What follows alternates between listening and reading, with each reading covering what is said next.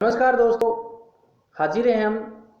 इस सेशन में लेके आए हैं हम राजस्थान सामान्य ज्ञान के महत्वपूर्ण 50 प्रश्न जो कि हर एग्जाम में लगभग पूछे जाते हैं। ये स्पेशल 50 प्रश्न हम लेके आए बीएसटीसी पीटीटी एग्जाम जो कि अभी हाल ही में होने वाले हैं।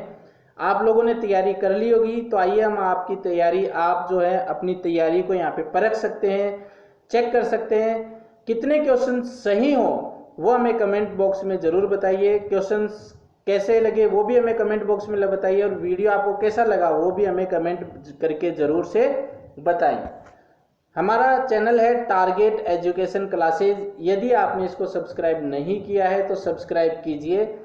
टारगेट है तो मुमकिन है। यदि हमारा कोई टारगेट है, हमारा कोई लक्ष्य है, जैसे आपका बीएसटीसी या टेट पीटीटी एग्ज़ाम क्लियर करने का लक्ष्य है और आप उसके लिए प्रयासरत हैं, तो यकीनन आप इस एग्ज़ाम को क्लियर कर सकते हैं। और ये वीडियो आपके लिए बहुत ही फायदेमंद होगा, क्योंकि इस वीडियो में हमने महत्वपूर्ण 50 क्वेश्चन लिए हैं। आप हमें ज़रूर बताइएगा कि कितने क्वेश्चन आपके सही होते हैं। ये अगर आपने बेल आइकन नहीं दबाया है तो बेल आइकन भी दबाइए, ताकि वीडियो का नोटिफिकेशन सबसे पहले आप तक पहुंचे। तो आइए देखते हैं आपकी तैयारी कैसी है। तो पहला क्वेश्चन है, पीवणा क्या है? सर्प, घास, पानी का स्थान, पक्षी। तो इसका जो सही उत्तर है दोस्तों, वो पीवणा है, एक सर्प। सांप को बोलते हैं पीवणा। आप कमेंट बॉक्स में रिप्लाई भी करते रहिए। पीवणा, पीवणा या पेणा भी होता है। ये जो सर्प होता है ये जैसलमेर या मरुस्थलीय इलाकों में पाया जाता है। होता क्या है, ये सर्प जो होता है वो जो भी कोई मनुष्य है सो रहा है उसके सीने पर बैठ जाता है और मुंह से मुंह मिलाकर अपना जहर जो होता है वो जो भी व्यक्ति सो रहा है उसके अंदर डाल देता है, जिससे उस व्यक्ति की मौत भी हो सकती है। तो इम्पोर्टेंट क्वेश्चन है। सेकंड क्वेश्चन है, राजस्थान में कर्क रेखा की लंबाई क्या है? 23 किलोमीटर, 24 किलोमीटर, 25 किलोमीटर, 26 किलोमीटर। तो सही आंसर आपको कमेंट करके बताना है। सही जो आंसर है वो है 26 किलोमीटर। इससे रिलेटेड और भी क्वेश्चन है जो हम डिस्कस कर लेते हैं।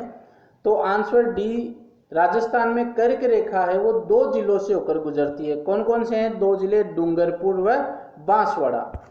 और राजस्थान में कर्क रेखा की लंबाई 26 किलोमीटर है जो कि बता दी गई है। राजस्थान में कर्क रेखा सबसे पास में डूंगरपुर और सबसे दूर गंगानगर है। आगे हम डिस्कशन करें, कर्क रेखा पर सूर्य की किरण सीधी पड़ती है। कर्क रेखा पर सूर्य की किरण क्या पड़ती है? सीधी पड़ती है। अब डूंगरपुर पास में है तो सीधी किरण किस पर पड़ेगी? डूंगरपुर पे पड़ेगी।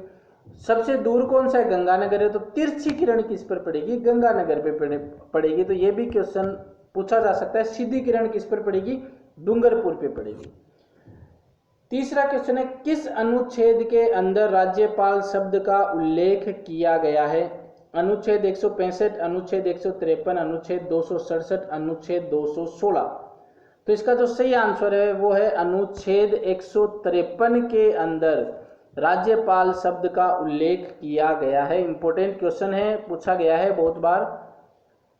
राजस्थान का प्रथम नियुक्त मुख्यमंत्री, गौर कीजिएगा यहाँ पे नियुक्त मुख्यमंत्री पूछा गया है। ऑप्शन है हीरालाल शास्त्री, जयनारायण व्यास, मोहनलाल सुखाड़िया, अशोक गहलोत। तो इसका जो सही आंसर है वो है जयनारायण व्यास। जयनारायण व्यास को है वो राजस्थान का प्रथम नियुक्त मुख्यमंत्री है, जयनारायण व्यास जी। नेक्स्ट क्वेश्चन है, निम्न में कौन राजस्थान के पंच पीरों में नहीं माना जाता है? रामदेव जी, तेजाजी, पाबूजी, मेहाजी। तो इसका जो सही आंसर है वो है तेजाजी को पंच पीरों में नहीं माना जाता है। इसलिए शॉर्ट ट्रिक्स भी हम आपको बता देते हैं। शॉर्ट ट्रिक्स है, हमारा गोपा तेजा नहीं। तो हमारा गोपा है फॉर हड़बूजी, माँ मांगलिया मेहाजी, रा रामदेव जी, गोगा जी और पाबूजी। हमारा गोपा, तो हमारा गोपा में तो हड़बूजी, मांगलिया मेहाजी, रामदेव जी, गोगा जी और पाबूजी, ये तो है पंचपीर। तेजा नहीं, तो तेजाजी नहीं है पंचपीर। तो ये आप राइट कर सकते हैं, लिख सकते हैं, काफी एग्जाम्स में पूछा जाता है राजस्थान में ये। महाराणा प्रताप का जन्म किस दुर्ग में हुआ? जैसलमेर, जालोर, कुंभलगढ़, चित्तौड़गढ़। तो जो महाराणा प्रताप का जन्म है वो कुंभलगढ़ दुर्ग में हुआ है। संपूर्ण राजपूताना के लिए राजस्थान शब्द का सर्वप्रथम प्रयोग किसने किया? तो इसका जो सही आंसर है वो है कर्नल जेम्स टोड ने संपूर्ण राजपूताना के लिए राजस्थान शब्द का प्रयोग किया है। कालीबंगा की सभ्यता का विकास किस नदी के किनारे हुआ है? Option Kantli, badge, सावरमाही, Ghaggar. तो इसका जो सही आंसर है वो है घग्गर नदी के पास हुआ है। घग्गर नदी का ही जो पुराना नाम है वह सरस्वती नदी है, जो कि आजकल विलुप्त हो गई है। अचल दास खिंचीरी वचनिका का लेखक कौन है? तो ये फोटो है आपके सामने, अचल दास खिंचीरी वचनिका, और इसके जो सही आंसर है वो है शिवदास गार्डन जी ने लिखा है। राजस्थान में रेड क्लिफ रेखा की लंबाई कितनी है? तो पहले तो हम बता देते हैं रेड क्लिफ रेखा की जो लंबाई है वो 1070 किलोमीटर है। कितनी किलोमीटर है? 1070 किलोमीटर। अब बात करते हैं रेड क्लिफ रेखा क्या होती है। तो भारत और पाकिस्तान के विभाजन के समय खींची गई रेखा को क्या कहते हैं? रेड क्लिफ रेखा कहा जाता है। सर रेडक्लिफ ने जो है इस सीमा का निर्धारण किया था, इसलिए इसको रेडक्लिफ रेखा कहते हैं। कुल लंबाई की अगर पूछ ली जाए तो 3310 किलोमीटर है, लेकिन हमारा प्रश्न है राजस्थान, तो कुल लंबाई है 3310 किलोमीटर। जम्मू कश्मीर में है 1216 किलोमीटर, पंजाब में 514 किलोमीटर, गुजरात 510 किलोमीटर और राजस्थान के लगती है 1070 किलोमीटर। तो प्रश्न ये भी बनता है सबसे ज़्यादा सीमा कौन से जिले के लगती है? जम्मू कश्मीर के। सबसे कम किसके लगती है? गुजरात की। तो ये भी हमें याद रखना है। राजस्थान में बात करें तो श्री गंगानगर, बीकानेर, जैसलमेर और बाड़मेर के पाकिस्तान की सीमा लगती है, तो ये भी हमें याद रखना है।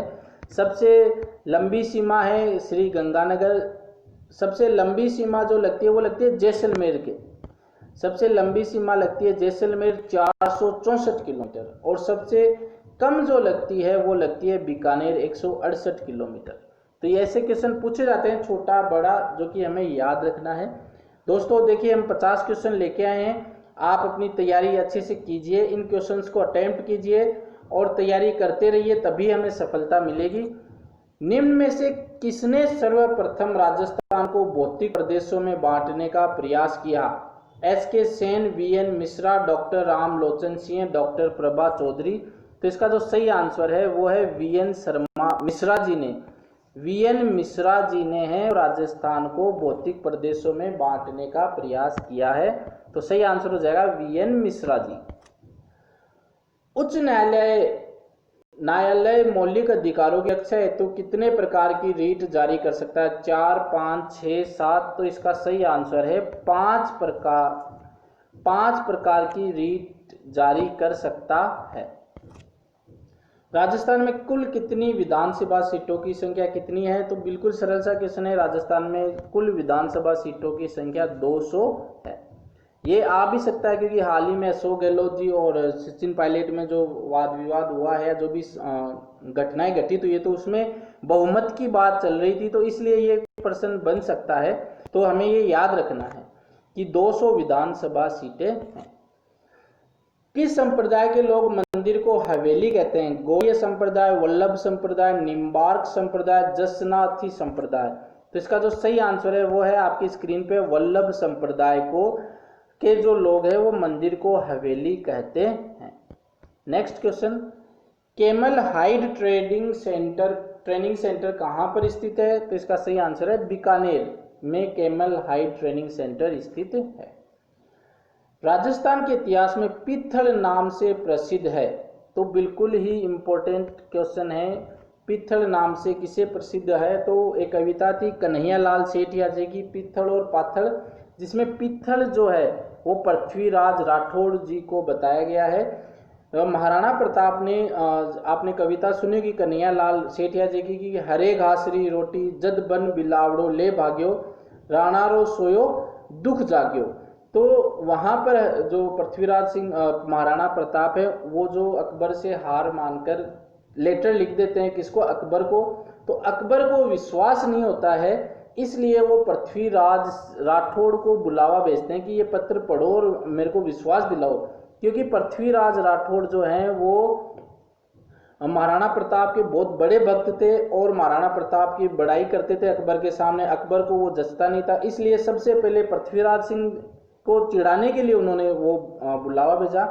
तब पित्थल ने वो पत्र पढ़ा तो पित्थल को भी विश्वास नहीं हुआ, तो उन्होंने क्या किया, अकबर से एक थोड़ा सा राय मांगी कि अकबर मैं वापस कंफर्म करना चाहता हूं कि ये महाराणा प्रताप ने लेटर लिखा है या नहीं। तो इस बात पर पित्थल वापस वो पत्र लिखता है। तो पित्थल जो है वो पृथ्वीराज राठौड़ का ही नाम है, और कविता भी उन्होंने जो पत्र में ऐसा कुछ लिखा कि महाराणा प्रताप का फिर से आत्मविश्वास बढ़ गया और फिर से उन्होंने गुलामी को स्वीकार नहीं किया। तो ऐसा कुछ है, इतिहास में काफ़ी अच्छी कविता लिखी गई है कन्हैया लाल सेठिया जी के द्वारा। कभी भी अगर आप डिमोटिवेट हो तो वो कविता जरूर पढ़ना, आपका मतलब रोम रोम खड़ा हो जाएगा उस कविता को पढ़ के। नेक्स्ट क्वेश्चन है, खानवा का युद्ध कब लड़ा गया था? तो खानवा का जो युद्ध है वो 1527 ईस्वी में लड़ा गया था। बिसलदेव रासो की किसकी रचना है? बिसलदेव रासो किसकी रचना है? नरपति नाल्ह की रचना है। तो ये क्वेश्चंस हैं जो रिपीट होते हैं एग्जाम में। CAZRI कहाँ पर स्थित है? तो काजरी जो है वो जोधपुर में स्थित है, और इसकी जो फुल फॉर्म है वो है central arid zone research institute. हरियल पक्षी निम्न में से कहाँ पाया जाता है? घग्गर का मैदान, शेखावाटी क्षेत्र, नागौरी उच्च भूमि, लूनी बेसन। तो हरियल जो पक्षी है वो नागौरी उच्च भूमि में पाया जाता है। ये आपके सामने है, कंप्यूटर स्क्रीन के ऊपर है हरियल पक्षी की फोटो। इसके बारे में ऐसा भी कहा जाता है कि ये जमीन पर, हरियल पक्षी के बारे में कहा जाता है कि ये जमीन पर नहीं बैठता है, और हरियल जो है पक्षी वो भारत के महाराष्ट्र राज्य का राजकीय पक्षी है। तो थोड़ी क्वेश्चन भी हम बता रहे हैं, उनका डिटेल्स भी हम दे रहे हैं ताकि आप अगर कहीं कमजोरी है तो आप वो दूर की जा सके। विधानसभा अध्यक्ष का उल्लेख संविधान के किस अनुच्छेद में किया गया है? तो ऑप्शन है आपके सामने, इसका जो सही आंसर है वो है अनुच्छेद 178। तो आपको क्या करना है, सारे क्वेश्चंस का आंसर कमेंट बॉक्स में तो करना ही है, साथ में ये भी बताना कि वीडियो कैसे लगे, क्वेश्चंस कैसे हैं। राजस्थान में सर्वप्रथम पंचायती राज चुनाव कब हुए थे? तो सर्वप्रथम पंचायती राज चुनाव 1960 में हुए थे। तो कमेंट करके करते रहना है। लोहार जाति की इष्ट देवी है? शिला माता, रानी सती, त्रिपुरा सुंदरी, आवरी माता। तो इसका जो सही आंसर है, लोहार जाति की इष्ट देवी वो त्रिपुरा सुंदरी को कहा जाता है। राजस्थान में बांसवाड़ा जिले के अंदर ये गांव है, वहां पर है, और वहाँ पे लोहार जाति के लोग सबसे ज़्यादा हैं, इसलिए लोहार जाति की इष्ट देव वो त्रिपुरा सुंदरी को कहा जाता है। और ये फोटो है त्रिपुरा सुंदरी जी की। मेवाड़ का खजुराहो किस देवी के मंदिर को कहा जाता है? शीतला माता, अंबिका माता, आवरी माता, महामाया माता। तो इसका जो सही आंसर है वो है अंबिका माता को जो है मेवाड़ के खजुराहो की देवी का मंदिर कहा जाता है। ये देखिए 25वां प्रश्न है, राजस्थान में 1857 की क्रांति का विद्रोह कहाँ से प्रारंभ हुआ? इजी सा प्रश्न है, अजमेर से प्रारंभ हुआ है। कमेंट करके आप बताना है कि कितने 25 में से कितने प्रश्न आपके सही हुए हैं। कमेंट जरूर कीजिए, शेयर भी करना वीडियो को। राजस्थान की प्रथम महिला विधानसभा अध्यक्ष कौन थी? श्रीमती सुमित्रा सिंह, श्रीमती भंवरी देवी, श्रीमती गायत्री देवी, श्रीमती अरुणा सिंह। तो इसका जो सही आंसर है वह श्रीमती सुमित्रा सिंह जी प्रथम महिला विधानसभा अध्यक्ष थी। हमीरहट के रचनाकार का क्या नाम है? चंद्रशेखर कवि, सायाजी बाकीदास, आसिया करणी दान कविया। तो इसका जो सही आंसर है वह चंद्रशेखर जी हमीरहट के रचनाकार हैं। राजस्थान में जल दिवस कब मनाया जाता है? तो राजस्थान में जल दिवस 22 मार्च को मनाया जाता है। नक्की झील कहाँ पर स्थित है? ये इंपॉर्टेंट क्वेश्चन है दोस्तों। सिरोही में, सवाई माधोपुर में, झालावाड़ में, जालौर में। तो नक्की झील है वो सिरोही में स्थित है। और नक्की झील के बारे में ये भी कहा जाता है कि सबसे मीठी झील नक्की झील है और राजस्थान की सबसे ऊंची झील है। तो ये भी पूछ लिया जाए कि राजस्थान में सबसे ऊंची झील कौन सी है? तो याद रखना है नक्की झील सबसे ऊंची झील है। तो घुमा फिरा के कैसे भी क्वेश्चन आ सकते हैं, हमें हर क्वेश्चंस के लिए, हर टाइप के क्वेश्चंस के लिए तैयार रहना है। ऐसी तैयारी करनी है कि जो भी हमारा लक्ष्य है वो हमें मिले ही मिले। पंचायती राज व्यवस्था का आरंभ भारत में नागौर से किस वर्ष में हुआ? तो ये देखिए प्रश्न के अंदर ही एक आंसर छुपा कि पंचायती राज व्यवस्था का आरंभ कहाँ से शुरू हुआ? नागौर से शुरू हुआ। अब नागौर से शुरू हुआ तो किस वर्ष में शुरू हुआ? 1957, 1968, 1959, 1956, 1960।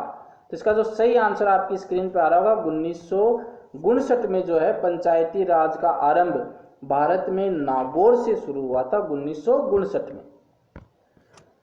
राजस्थान का प्रथम प्रमुख सचिव कौन थे? SD उज्ज्वल, BS मेहता, निहाल चंद गोयल, के राधाकृष्णन। कमेंट करके आपको बताना है। सही आंसर है के राधाकृष्णन जी प्रथम मुख्य सचिव थे। रामरासा नामक ग्रंथ की रचना किसने की? दयाबाई, शहजादबाई, कृष्ण भट्ट, चरणदास जी।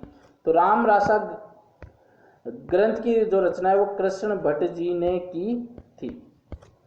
मीराबाई के गुरु के क्या नाम था? तो मीराबाई के गुरु का नाम गोविंद जी, रैदास जी, रामानंद जी, कबीर जी। कमेंट करके बताइए आप। सही आंसर मैं बता देता हूं, रैदास जी थे मीराबाई के गुरु। तराइन का द्वितीय युद्ध कब लड़ा गया? 1991, 1992, 1993, 1994। तो तराई का जो युद्ध है द्वितीय युद्ध वो लड़ा गया था 1192 में।